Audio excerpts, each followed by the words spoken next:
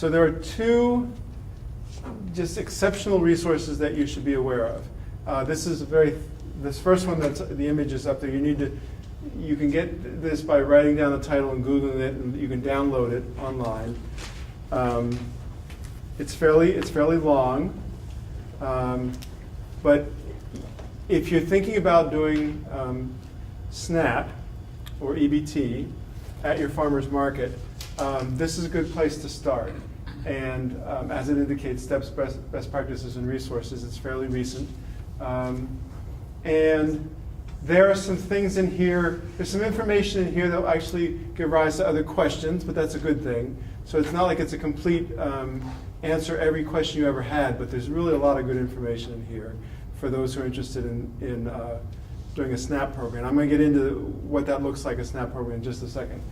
The next slide is a resource that's available on ASAP's website, or email Jess or I or Hollis, and we'll direct you to it. But it's also available online to be downloaded, and then you can print it out or just read it online, read it on your computer. This is a little bit more in depth, and it's about bridging, well, as it says, a guide to bridging the divide between farmers markets and low-income shoppers. We're going to talk a little bit further along about the obstacles that exist that make it difficult or challenging for folks with in a low-income situation to access fresh foods and other products at a farmer's market. There's some very recent work, I'm sure there's lots of work's been done on this, but some very recent thinking about what those obstacles look like and how you could overcome them. So this is a little bit more in depth, but it's going to be very helpful with one of the ingredients in a SNAP program, which is the promotion of SNAP, the promotion of that program at your market. To promote a SNAP program at a farmer's market, you need to be aware of what the obstacles are that are going to undermine those efforts or get in the way or make it more difficult to have a successful program. The steps in planning for SNAP, I've divided them into 3 sections to help it make the information a little bit more easy to convey to you. Assessment, logistics, and promotion. Let's go to assessment first. So a moment ago I was talking about it being successful, and the first thing, probably the very first thing you need to do is ask yourself why you want to accept SNAP at your farmer's market. What are the goals of you doing that? Now, there could be a goal of that you as a farmer's market, or the group, for instance, the Asheville City Market is a program of ASAP. So Appalachian Sustainable Agriculture Project has a fair amount of resources and interest in promoting access to local foods to everyone across the board, not just for SNAP recipients, but anyone. But as a part of that mission of ASAP to provide local access to food is to work on these obstacles for lower income folk having access to local foods at farmers markets. So that could be a goal that you embrace as a market. There could be other sort of social goals or community goals that make you feel like this is something you want to be able to offer your community. There are some markets that I've worked with recently where they have a very large population of folks with SNAP benefits. And so it's really part of their main customer base are folks with SNAP benefits. So if they can't use those SNAP benefits at the market, it really undermines being able to build that customer base and have that community be involved in the farmer's market. And of course, there's the possibility that you would like to do SNAP benefits to increase sales. And this one I would be cautious about. At the Asheville City Market, the percentage of sales that come through SNAP is fairly low. Now, I really want to jump in really quick and say it's very important to the folks using those benefits, because statistics are not just about massive numbers, it's about individuals. So when individuals come up and are able to use their SNAP benefits at the Asheville City Market, they are very enthusiastic about that. I think it's a very good thing. But the question I'm not talking about now is how does it impact sales? Now, one thing I will say is overall the market does not gain a lot of sales from SNAP, but individual vendors do. There are individual vendors, for whatever reason, where a lot of those SNAP tokens tend to end up. So again, if you're looking at it purely from a sales point of view, are we going to increase the success in terms of sales of our market? Well, overall, that could be a challenge. For specific vendors, it could be very helpful. And I will add that recently I did hear of a smaller market, actually just outside this state, where the percentage of their sales that were SNAP was very significant and made a very big difference. The scale was smaller, the market was smaller in terms of its size and the total sales than, for instance, a larger market like Asheville City Market, but nevertheless, it was very impressive. I remember getting goosebumps when she said how much they made from SNAP and how significant that a part of their budget was. So it is, I think it's a reasonable, if you know why you're doing it, if you know what you're trying to achieve by engaging in having SNAP access at your market, then you'll know what success looks like. Because I think that's important to keep in mind. You need to bring this program on, jump through the hoops, remove the obstacles, make the investment, and then when you're all done and the program's rolling, it'd be good if you knew whether it worked out the way you wanted to, what you were hoping to achieve was part of your success. So that was assessment.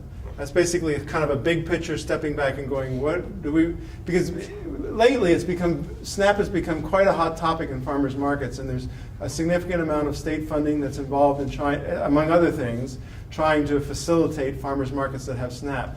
But if you need to do the assessment first, because SNAP won't work at every market for various reasons. Once you've established that this is something you'd like to try, it's something that you'd like to undertake, then here are the logistics, and this is the basics. And one of the reasons this presentation tends to be a little bit shorter is because it really becomes more about questions and answers. So we'll see how that goes. But this is a framework, and then you can begin to ask me questions if there's more specific things that you'd like to know. Food and nutritional service, that's FNS. A number, you're going to need one of those. Anybody who handles SNAP, whether it's a grocery store or a farmer's market, gets an FNS number. And these handouts, this information that I referred to you later has the contact information, all that in it. Good stuff. You need a processing terminal, something that looks like this. So the FNS number is free. Again, it's just time, it's not money. A processing terminal, there are various options now. You can purchase one. This costs about $800. You can rent one, which just means you have a lower cost over time, spread out over time. There are also programs, and ASAP, it might be Jess, there may be others, I think it might be you, Jess, can help you with the contact information for how these are being distributed through various funding sources, including the Community Transformation Project, or Grant Project, to get these at a lower cost or get these free. So that's out there, and ASAP can help you, refer you to those contacts. I believe, correct me if it's wrong, it's being handled through local health departments mainly, and so that ends up being the contact. But there have been programs in the past, and there are programs going on right now where you can get one of these free. There is, in your folders, there's the last handout, which actually describes to you something I'm about to get to, which is the process, but it also has a picture of tokens on it. Wooden tokens, printed front and back. If you're just doing SNAP, it's typically used a $1, although it could be a $1 token. The market I referred to briefly a brief time ago that was having such success did 25-cent tokens. So there was some magic there, because when a SNAP participant uses a benefit, they can't get change back. So by making it a lower denomination, you increase the flexibility of them being able to spend that at market without having to worry about adding cash in to cover the extra, or not getting change back if they can't cover it with cash. So the increment of the token is really up to you to decide based on how you think it'll work best with your community. We use $1. As I said, this other market uses 25 cents. Just as an aside, it's not part of the SNAP program, but if you get set up for SNAP and you get a terminal like this, you can also process credit and debit, which typically then is a different token. On that page, it's a $5 token that folks can use like cash at the market. Again, it's just separate from SNAP, but it's kind of linked into the technology and the other services that you need. You can just overlay it if you decide to. It's more costly than SNAP, and that's another issue, to do credit and debit. Now, I'm going to say some things that other folks have questioned, and I'm wondering if this is true, and Hollis, you might be one of them, and feel free to, but merchant services provider. A merchant services provider is the entity on the other end of this. This, as I understand it, does not, when the card gets processed here, whether it's SNAP, credit, or debit, does not land in your bank account. It has to go through someone before it lands in your bank account, and that's a merchant services provider. The fees for these, because this is where the fees for the credit and debit cards come in, and there are fees associated. It's not clear exactly what the fees are associated with SNAP tokens. At Asheville City Market, I can tell you that there's a flat fee. Every time we run a SNAP token transaction, there's a flat fee that the merchant services provider charges to us for that transaction. There's been some confusion, and I'm amongst it, that there are entities where there are situations where the SNAP transaction is without a fee. Am I getting this right, Hollis? This came up. No fee. I don't know how they did that. I should have found out before we were talking right now. It sounds like a state program that was happening towards the end of last year, where the state of North Carolina had contracted with a merchant service provider to facilitate SNAP access at farmers markets. And you could have been part of a deal at that time that was being offered that reduced or eliminated some of these fees. So all I can tell you is, or maybe not, or maybe there's more options out here than I'm aware of.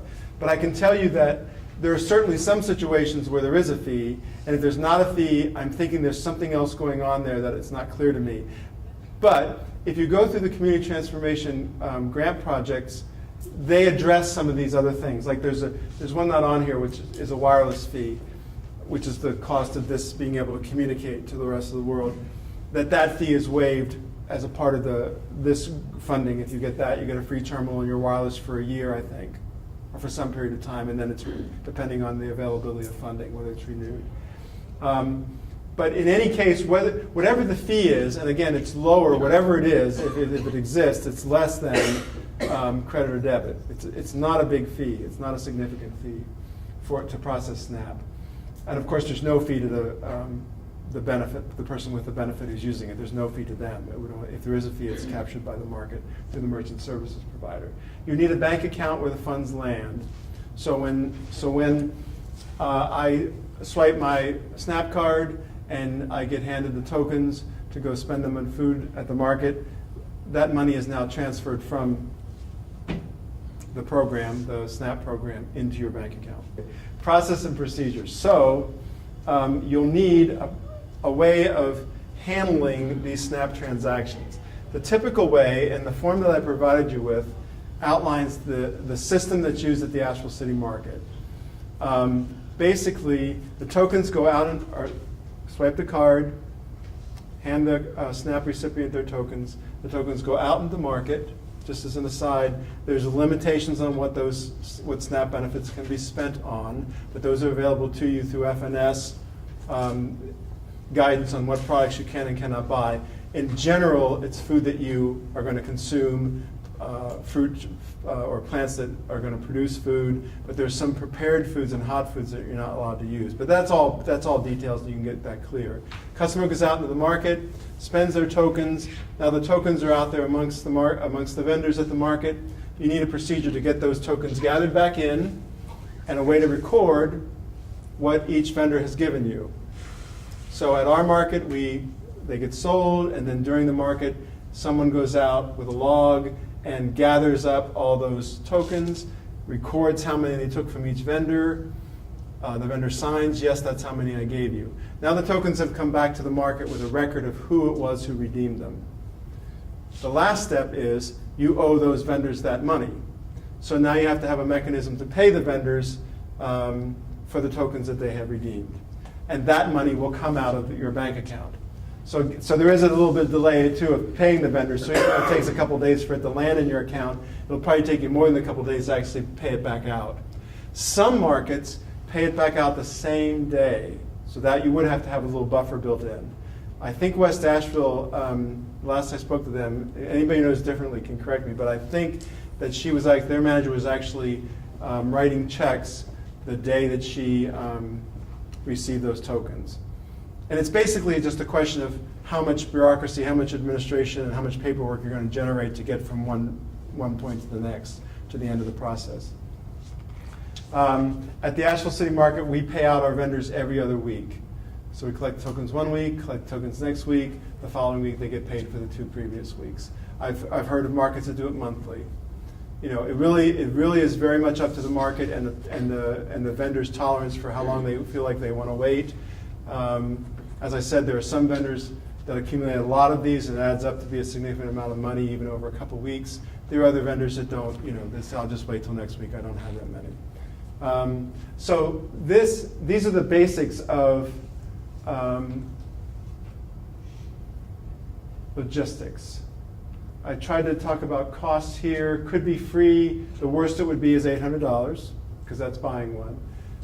Tokens, you can go fancy, high color, you know, double-sided, a few $100s. Again, it really depends on how many tokens you want to order. There's really nothing on this list of basics that you can't handle, that any market couldn't handle. If you go back to the goals, it's really what, you know, how much resources you want to put to it. But there's nothing over here overwhelmingly expensive or overwhelmingly time-consuming. The most time-consuming thing is that process of going out and gathering the tokens back in, and then having them counted, recounted, and then the check written. But really, now, there are some markets who would disagree with me, who would feel like this has been a little bit burdensome. It does take some time, but my message to you is, if you want to do SNAP, you can do it, it's manageable, and there's help out there to help you do it, to help your market take it on. Right now, there's significant more help than there's been in recent years to help markets bring SNAP access into their farmers market. This isn't really about credit or debit, but it is sort of a coattail thing for SNAP, or the other way around sometimes. It is more costly to process credit and debit in addition to this. In fact, I would suggest to you that if you're doing any significant level of credit and debit token sales, you're going to need some way to fund that. At the Asheville City Market, we charge our vendors $3 a week. It ends up being about $5,000 for the year to cover any associated costs with this. Now we're talking about thousands of dollars worth of tokens being sold every week. We're talking about a high volume system that's costing $5,000. I don't want you to think that that's what it would cost. It certainly wouldn't cost that to do SNAP by itself. But you could manage doing SNAP credit and debit at a much lower cost than $5,000. We just are very labor intensive in the way we handle it, and it takes us a little bit more investment of resources to get it done. It's all doable, it's all manageable, and there's loads of help out there right now. It's really similar to what was talked about in terms of marketing and word of mouth. One of the keys for Asheville City Market's promotion, it was word of mouth. When folks found out who had this benefit, the word spread to other folks they knew in their communities, their neighbors or friends. The word got out even before we started to try to do some promotions. But there is outreach that you need to do and partnerships that you need to find and develop. There's, like I said, right now there's a number of folks out there, health departments, other agencies, those who are associated with distributing the SNAP benefits, who you can partner with to get the word out that your market now accepts SNAP. You will now accept that from folks with that benefit. But promotion is kind of like, you can get it all set up, but you can't just like turn the machine on and go, okay, now we're ready. The next step is to obviously let folks know that they can come and use it. And there are folks out there who want to help you do that. So you're not, unlike maybe marketing where sometimes you're on your own, there are partners out there you can find. Jess can help you, and the health departments can help you identify them. The health department itself is one, to do outreach and to promote the program. And as you do this outreach and develop these partnerships and attempt to do promotion, this is a key concern. This is something that takes some time to stare at. And people are staring at it and thinking about it a lot right now and trying to figure it out. Because there are obstacles built in there are obstacles that exist that will make it difficult for the SNAP recipients to access your market and use their benefits there. Just a couple of them are. There's price. There are price concerns. Obviously, if you're receiving a benefit due to lower income, you're very price conscious. So, and this could even be not true. And it often isn't true that the prices that they find at the market, you saw in some of the, there are some deals at the market, there is some lower pricing at the market than you will find probably anywhere in your community. The opposite is true too. You will find higher prices there. But there are opportunities for folks to shop on a budget and save some money and still go to a farmer's market.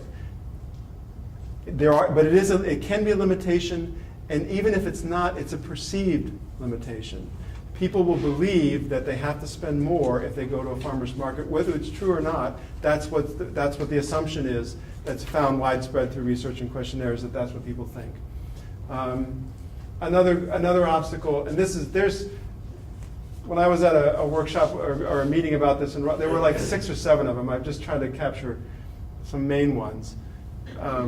One-stop shop. Again, if you have limited transportation options, childcare options, I may have the freedom, where I can go to a market when I feel like it and go back the next week and pick something up. But there's a pressure, as you might imagine, to do one-stop shopping. One-stop shopping at a place where the prices are affordable. Farmers markets do not tend to be one-stop shops.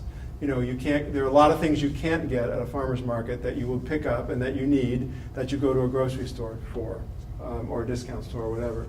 So that's a challenge, because now the person can go get their produce, they can get their cheese, they can get whatever food products are available at the farmer's market, but if they need laundry detergent or toilet paper or whatever else they need that you can't get at a farmer's market, or a banana for even food products that you can't get at a farmer's market, it breaks this ability to have a one-stop shop, and that's an additional obstacle. By the way, I'm offering these obstacles, and I'm not going to offer you very many solutions right now because I think it's a little tricky. It's a little difficult, but you need to be aware of them, because when you work with your partners, when you find partners to work with, you need to bring these with you and say, well, how can you help us think about how to overcome these? Because these are hard. Comfort's another one. It doesn't just apply. Some of this doesn't even just apply just to folks with low income or SNAP recipients. Comfort level is referring to, this is not something I'm used to. A farmer's market, I haven't shopped at a farmer's market before. There could be various ingredients. It could just be that it's unfamiliar. I'm used to going in independently, going through the produce section, going through the grocery store, putting stuff in my cart. I'm not, you're standing right across from me now, and I don't know how this works. I mean, people think that there's a way that it works. Once you're there and you've experienced it, you realize this isn't that different really than shopping in a grocery store. It just happens to be the counter person's right there rather than over the cashier, and you can talk more to them. But there's it's a perception that, am I going to fit in? Am I going to do something? Do I have to ask for the price? How does this work? I don't feel comfortable. There could be other factors. It could be language barriers. Any ingredient that takes somebody out of their comfort zone and isn't the way they normally do it is an obstacle to getting them to come to a farmer's market and shop. And there's a few others listed. These are the ones that impress me the most, so I include them here. But there are several others or a few others that are captured elsewhere that you can refer to. But if your promotion is going to be effective, you need to do outreach, you need to do it with partnerships, and you need to keep these things in mind as you're doing it, ways that you can maneuver to try to overcome this. Like the promotional program I mentioned earlier, where at our market and at other markets, and this is actually widespread, where SNAP recipients can come and either regularly or in some way that's capped or over a certain period of time can use their SNAP benefits and then have it doubled or added to. There's funding out there for that. There are markets that do it in-house with their own revenues that they can match these. So that's one that's kind of an easier one if you can get the resources, the funding to do it, to try to address the price issue, because now they're getting, instead of $10 worth of SNAP tokens, they're getting $20 worth of purchasing power. The one-stop shop, we've tried to identify bus routes that go by our market, but that's a really inconsistent solution and doesn't always work out. These are the creative things. Comfort, when you do your outreach, I personally think that a representative of the market that goes out and do like if we're going to do an outreach into a community that's not familiar with farmers markets, I should go. the market manager should go, someone with the market should go, so now you say, when you're doing this outreach, I'm trying to just throw out a few ideas, doing this outreach, you say to the people, come to the market, if you have a problem, you come see me. I'll help you with any questions that you have. I have a bright yellow vest on, come talk to me. If you have any questions about the tokens or how they work, or the pricing, or how you weigh things, or anything else about the market, come see me. Again, putting a face on it. But these are tough and they're time consuming to overcome these obstacles. But there's a lot of energy and enthusiasm out there to do it. There are other ways that people do it besides the tokens. I've seen it done with handwritten script. They don't buy the tokens, they use a piece of paper. So there isn't, the food stamps, the folks who provide the food stamp benefit and extend it to farmers markets, meaning the government who runs the program, has requirements about how it's used, but there's flexibility about how it's processed. So you don't necessarily have to buy tokens. There are other ways that you can do it. With the technology that is at hand, a smartphone, in the not too distant future, you'll be able to process a SNAP transaction on your own phone. Then it would make more sense, assuming that most vendors would have a smartphone that could do that, to decentralize it, because then you'd eliminate all the logistics of tokens and check writing and all that other thing. Now, I'm saying that in ignorance. I know that the problem is that there's a contractual relationship that prohibits that now. It's not because I know they're doing it in other states. Now, I should not have said in the not too distant future, because I don't know what's going to happen. But it's physically, technologically possible if North Carolina gets on board and allows that kind of arrangement.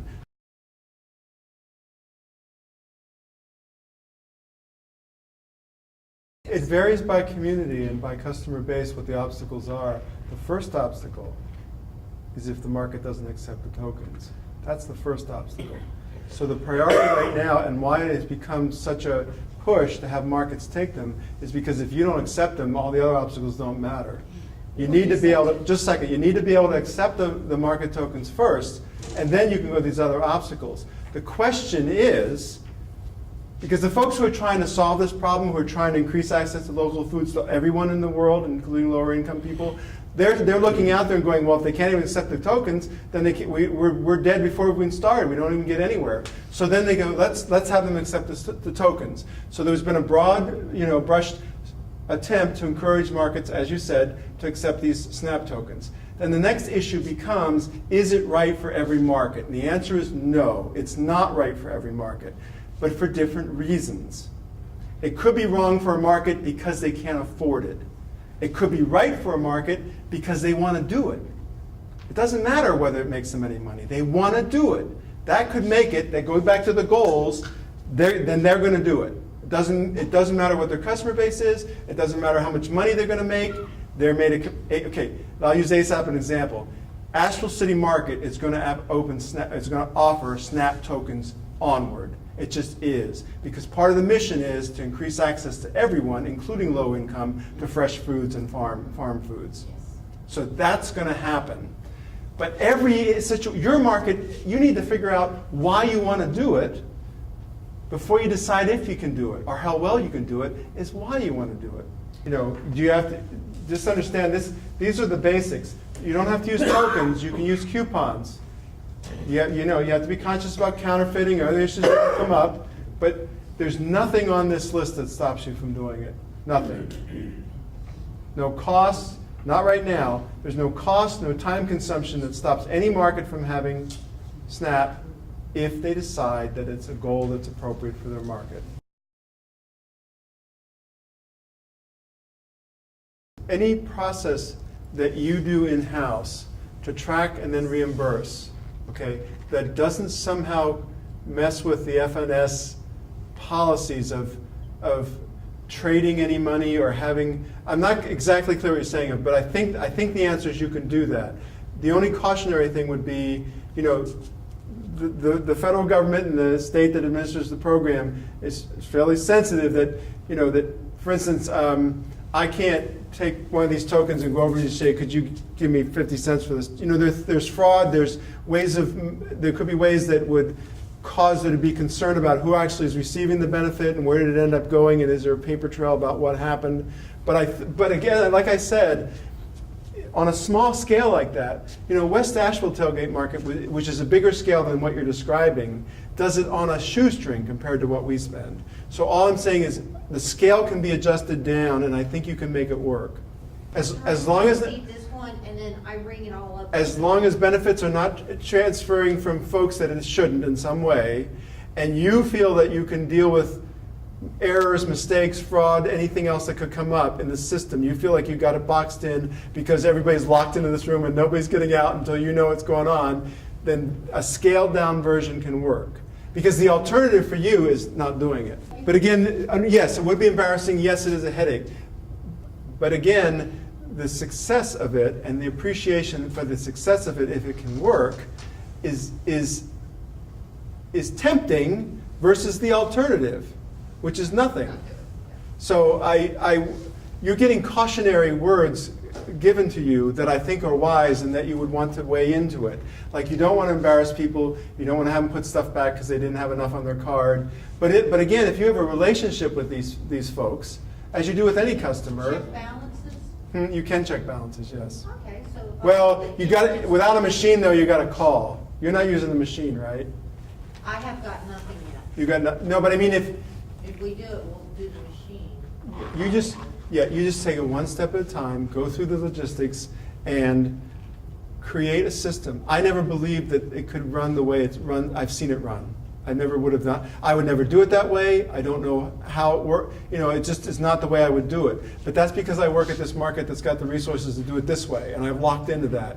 So I'm trying to free us up to know that there are other ways that you can do it. If you decide, this final word, if you decide this is what you want your market to do for whatever reason, whether it's increased sales or community service or community outreach and embracing everyone and bringing them into local food, if you decide you want to do it, you can do it. I believe you can do it in this atmosphere right now with the resources that are out there to support access to local foods through the SNAP program. It can happen at any scale, at any market, if that's what you want to do. Made possible with funding from the North Carolina Community Transformation Grant Project and Centers for Disease Control and Prevention.